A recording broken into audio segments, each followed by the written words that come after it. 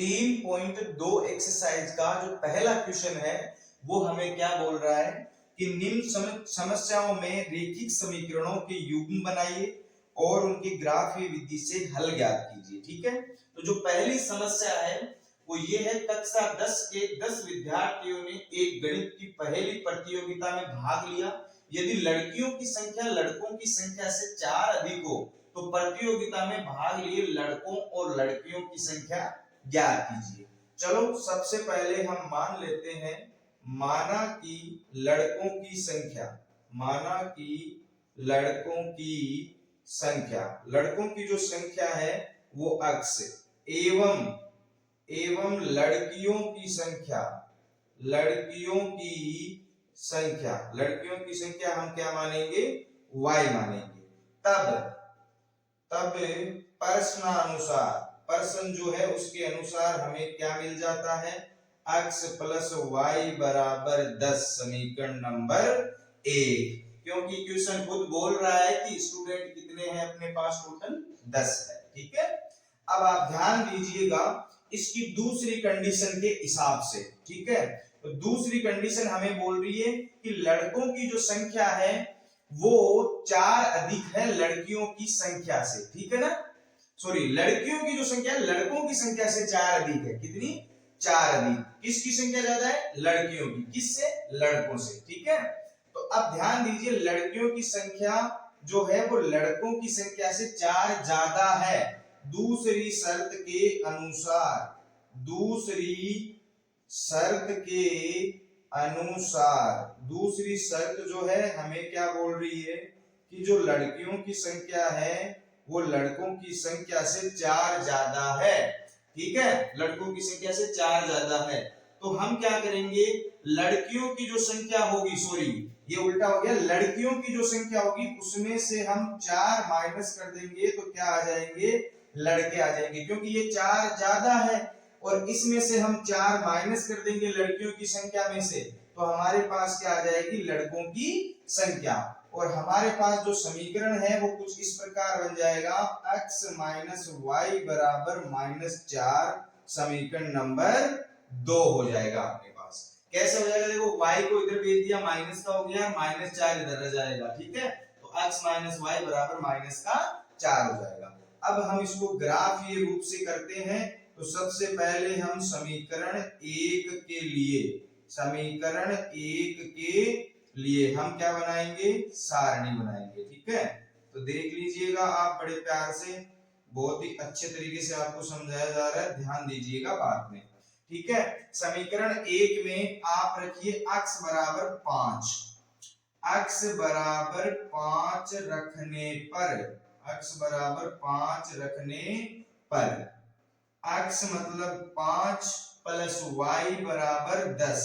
ठीक है, तो 5 को उधर भेज देंगे तो 10 में से माइनस हो जाएंगे, y बराबर कितने आ जाएंगे, 5। x बराबर 5 रखिए तो y बराबर कितना आ गया, 5 आ गया। ठीक है, दोबारा से हम इसी समीकरण के लिए कर रहे हैं, x सॉरी y बराबर आप कुछ रख दीजिए, y बराबर अपन रख देते हैं 4 रख देते हैं या फिर 6 रख देते हैं। ठीक है, y बराबर 6, आप 4 भी रख दो चाहे 6 रख दो, कोई दिक्कत नहीं है। y बराबर 6 रखने पर, y बराबर 6 रखने पर ये हो जाएगा x प्लस 6 बराबर 10।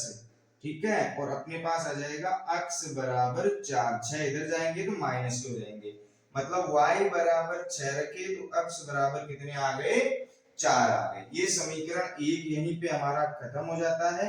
अब हम करते हैं समीकरण दूसरे के लिए काम, तो यहाँ पे लिखिए समीकरण 2 के लिए, समीकरण 2 के लिए। ठीक है, समीकरण 2 अपना क्या है, x माइनस वाई बराबर -4। ठीक है, यहां रख दीजिए x बराबर 0 रखने पर, x बराबर 0 रखने पर। ये जो 5 रखे हैं ना, ये कैलकुलेशन को इजी करने के लिए रखे ताकि ग्राफ को ज्यादा लंबा चौड़ा नहीं करना पड़े। ठीक है ना, और यहाँ पे अपन 0 भी रख सकते हैं, पहले इक्वेशन में कोई बड़ी बात नहीं है, लेकिन ग्राफ को ज्यादा लंबा चौड़ा नहीं करें, ज्यादा 10 11 12 तक नहीं पहुंचे, इसलिए हमने छोटे छोटे मान रख लिए हैं। ठीक है, यहाँ पे आ जाएगा माइनस वाई बराबर -4, मतलब वाई बराबर कितना आ जाएगा, 4 आ जाएगा। ठीक है, तो हमने इसके लिए एक सारणी यहाँ पे बना लेते हैं। ये लीजिए बन गई है अपनी सारणी, और इसमें हम मान रख देते हैं x और y के। तो अपन ने x बराबर 0 लिया तो y बराबर कितना आ गया, 4 आ गया। अब आप y बराबर 0 ले लो। ठीक है, तो अपन यहाँ रखेंगे y बराबर 0 रखने पर, y बराबर 0 रखने पर क्या आ जाएगा, x माइनस 0 बराबर -4, और ये हो जाएगा x बराबर -4, y बराबर 0 तो x बराबर -4। ठीक है, ये हो गया अपना ग्राफ के तरीके से सारणी निकालने का तरीका। अब अपन चलते हैं इसके ग्राफ के अंदर। तो यहाँ पे आप ग्राफ बना लीजिए ध्यान से, और एकदम हो सके उतना सीधा।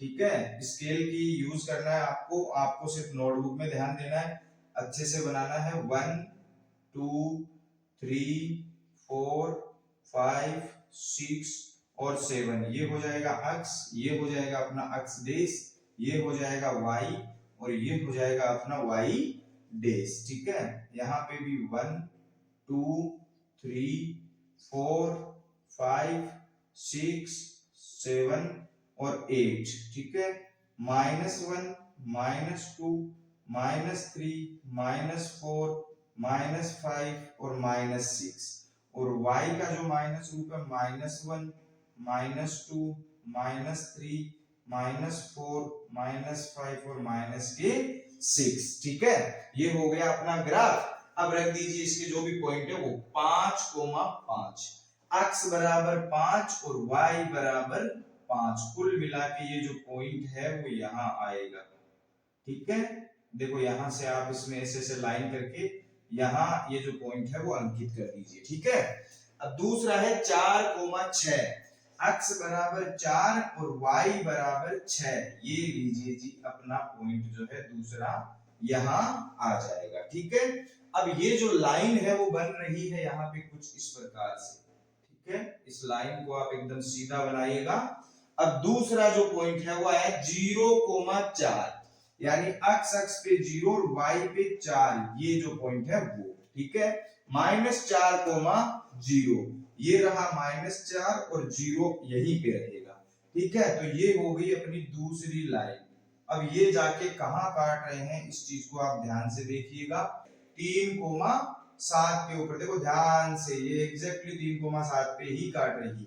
ठीक है, तो ये जो पॉइंट होगा इंटरसेक्टिंग, ये हो जाएगा 3,7। कौन सा हो जाएगा, 3,7। अब आप ध्यान दीजिएगा इसका आंसर आपको कैसे लिखना है।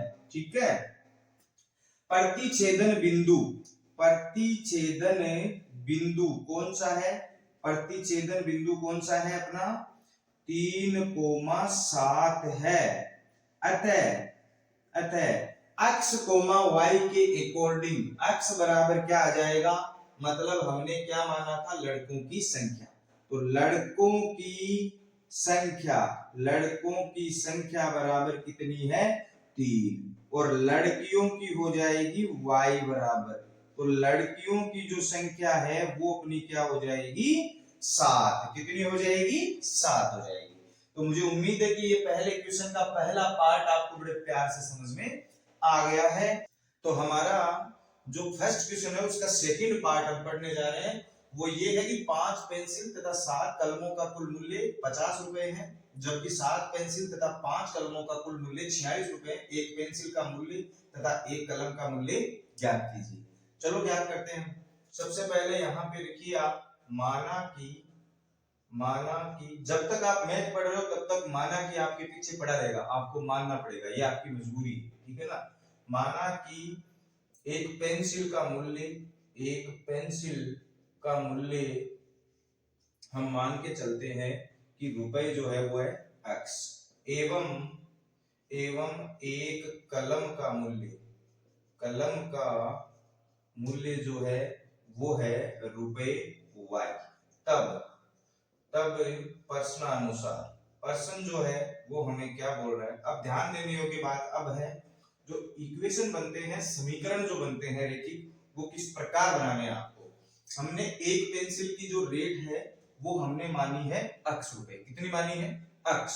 ठीक है, तो ये बोल कितनी पेंसिल के लिए रहा है क्वेश्चन? 5 पेंसिल के लिए बोल रहा है। कितनी पेंसिल है? 5। ध्यान से देखिएगा, गौर से सुनिएगा। ठीक है, तो एक का अगर अक्ष रुपए है तो 5 पेंसिल की रेट क्या हो जाएगी? 5 गुना अक्ष मतलब 5 अक्ष।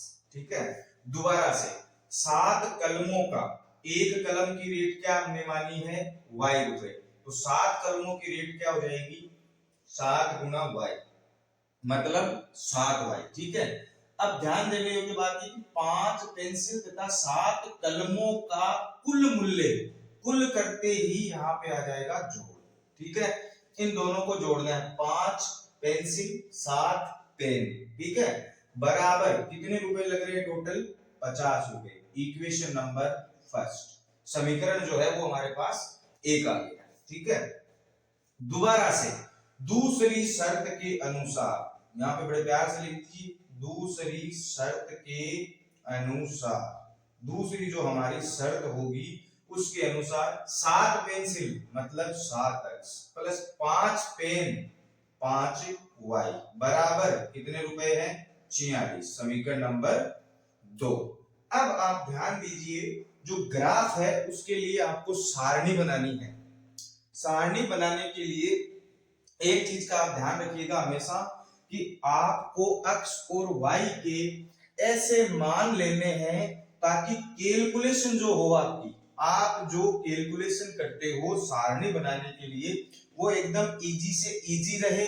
दूसरी बात, ग्राफ के ऊपर आपको कुछ इस प्रकार की नंबर या फिर इस प्रकार के पॉइंट ज्ञात करने हैं जो ग्राफ पे आप आसानी से प्लॉट कर सकते हो।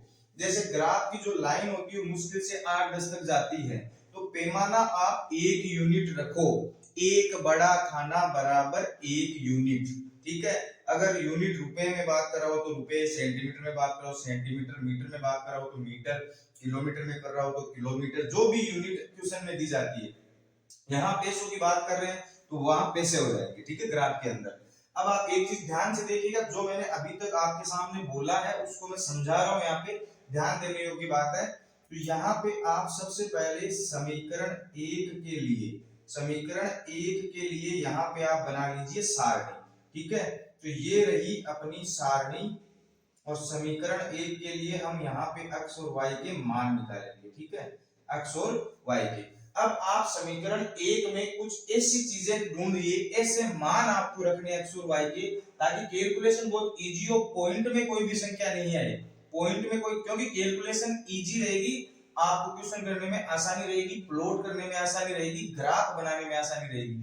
अगर आपने यहाँ पे कोई इक्कड़ दुक्कड़ ऐसे उठा के अंजू पंजू ले लिए कुछ भी और वहां पर पॉइंट में आ गए, तो फिर आपको वहां दिक्कत हो जाएगी ग्राफ के अंदर। ठीक है, यहाँ ध्यान देने योग्य बात है, सिर्फ इनके जो पॉइंट निकाल रहे हो वो आपके पास पूर्णांक आने चाहिए। अब वो ऋणात्मक भी हो सकते हैं, धनात्मक भी हो सकते हैं, माइनस प्लस का कोई इतना बड़ा मैटर नहीं है, लेकिन आने नंबर ही चाहिए 1 2 3 4 5 6 7 8 लाइक दिस, -1 -2 -3 -4 वगैरह वगैरह वगैरह। ठीक है, अब आप ध्यान दीजिए, आप यहाँ पे सबसे पहले आप y को 0 बना दीजिए तो x बराबर 10 आ जाएंगे। ठीक है, तो आप यहाँ पे रख दीजिए y बराबर 0 रखने पर, y बराबर 0 रखने पर। ठीक है, तो y बराबर अगर हम 0 रखते हैं इसमें तो ये हो जाएगा 5x बराबर, 5x बराबर, y बराबर 0 रखने पे 5x बराबर ये 0 हो जाएगा मैटर, 5x बराबर कितना आ जाएगा? 50 आ जाएगा। और x बराबर अपने पास कितना आ जाएगा? 50/5। कितने आ जाएंगे? 50/5, मतलब x बराबर आ जाएगा अपने पास 10। ठीक है, तो y बराबर 0 रखा तो x बराबर कितना आ गया अपने पास? यहाँ पे लिख दीजिए 10 आ गया अपने पास। कितना आ गया? 10 आ गया। ठीक है, अब ध्यान देने योग्य बात है आगे वाली, एक पॉइंट तो अपने पास आ गया 10,0। दूसरा जो पॉइंट है वो हम यहाँ पे निकाल रहे हैं, ध्यान दीजिएगा। आप यहाँ पे x बराबर क्या रखोगे ताकि आपके पास y के अंदर कोई भी मान आ जाए और 7 का भाग इसके अंदर लग जाए। तो मेरे हिसाब से आप x बराबर 3 रखिए। क्या रखिए?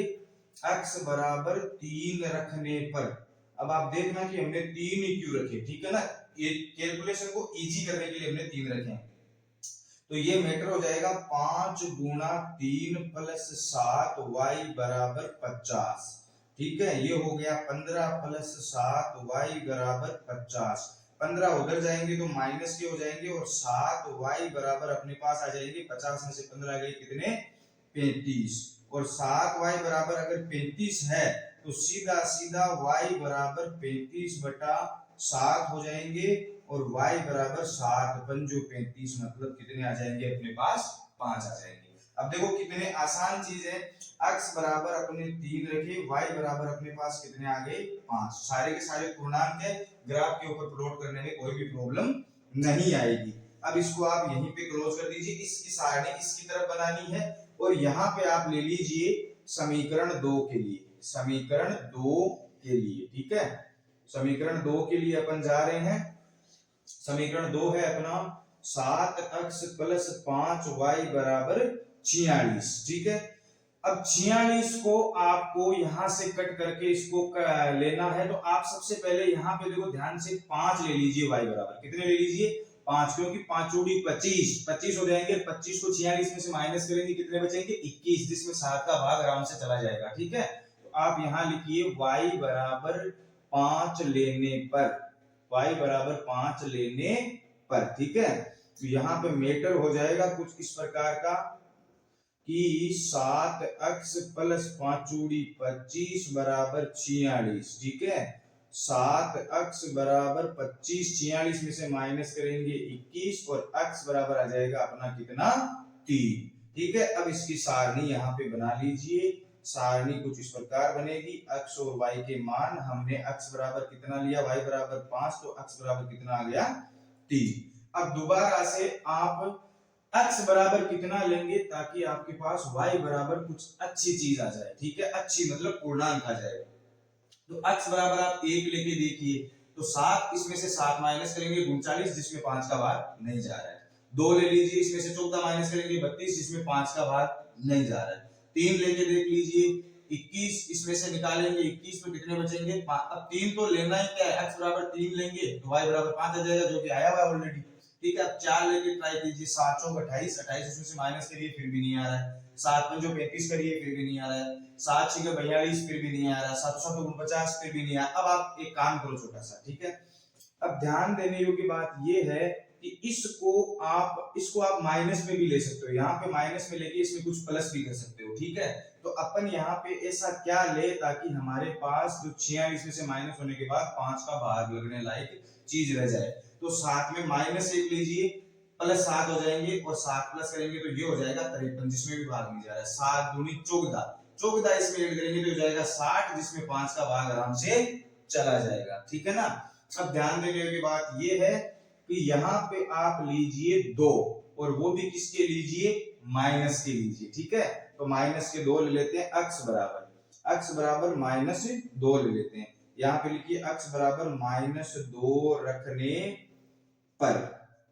ठीक है, तो ये हो जाएगा मीटर 7 - 2 दोनों गुना प्लस 5y बराबर 46, माइनस के 14 प्लस 5y बराबर 46, 5y बराबर 46 प्लस 14 और ये हो गया y बराबर 60 बटा 5 और y बराबर आ गया 12। कितना आ गया, 12। ये हो गया मैटर क्लोज। अब आप ग्राफ की तरफ ध्यान दीजिएगा और वो भी गौर से लीजिएगा। ठीक है, कैसे कैसे क्या क्या करना है।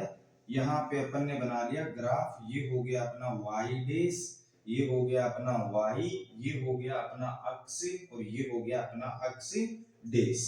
ठीक है, अब देखो बड़े मान जो है वो प्लस के हैं, तो प्लस के जो भी मान है अक्ष के y के हैं।